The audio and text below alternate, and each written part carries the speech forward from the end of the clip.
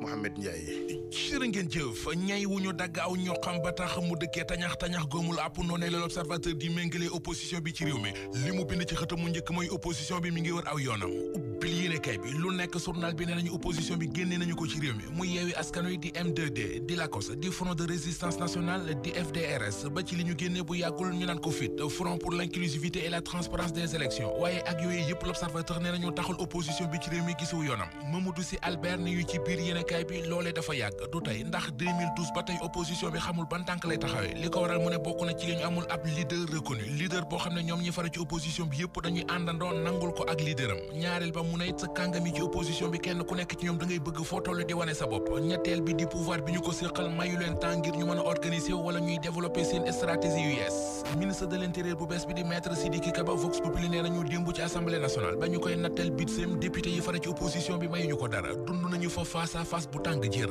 ni Vox Populi tënkee la xewoon démb ci assemblée nationale mooy député yi opposition bi joor nañu ministre intérieur ay xeet yu rëy ministre bi moom it gazé leen moom it ak i kàddu député yu ci mel ne Ayib Daffé Abbas Fall ak Bara Gaye nee nañu Sidiki Kaba mënoo organiser élection présidentielle yi ndax dafa am foofar ci APR nga bokk te responsable nga fa ba tax bu dee yow ak yow rek ay élection yu jag du am ci réew mi Walf Quotidien bind ne député yi fara ci opposition bi nee nañu ministre intérieur Sidiki Kaba bëgguñu laa gis ci organisation élection présidentielle 2024 yi ndax doo ca demeek sa aqulaayu taala ñi waxul ak seen aqulaayu taala Tribune nee nañu mooy journal Le Soleil mi bind dee mu ne candidat bu Benno Bokk Yaakaar bi di Amadou Ba am na lu ëpp ñetti millions yi parrainage ak juróom-ñaar téeméeri junni Tribune mi ngi wax ne loolee du dëgg amul te mënut a nekk ne Macky Sall sax ba mu ci toll amul woon loolu te xanaa lu ne mënees nañu koo bëgg a gëmloo ba mu des Amadou Ba moo gën a populaire Macky Sall Source A nañu muy waa Benno Bokk Yaakaar di waa Pastef yi taxaw ne ku ci nekk ci ñoom ñetti millions yi parrainage nga bëgg ñoom ñëpp kenn ci ñoom nekku ci yoon flagrant ci la ñu nekk ndax nombre de parrainage yi ñu war a jox conseil constitutionnel warute weesu 0,8% ci fichier électoral bi kon bu waa Benno Bokk Yaakaar ne am nañu lu jege ñeenti millions yi pare waa kër Ousmane Sonko yi ne ñoom ñetti millions yi pare la ñu bëgg te 7,400,000 inscrits ñoo nekk ci fichier électoral bi kon yëf yi koy bu tee ci ndax seeni wax jarutu duma sa doom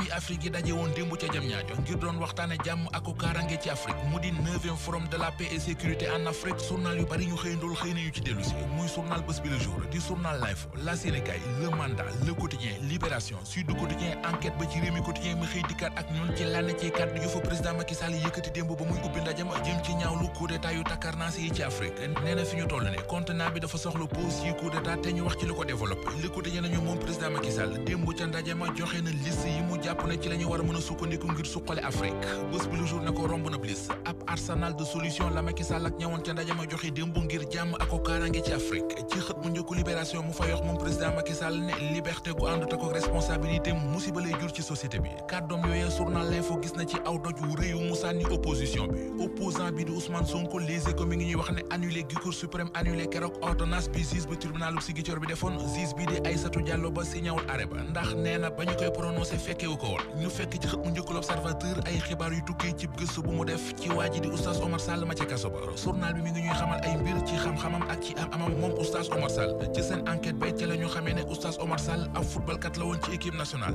benn bés en plein regroupement ca la gedd génn ca sélection ba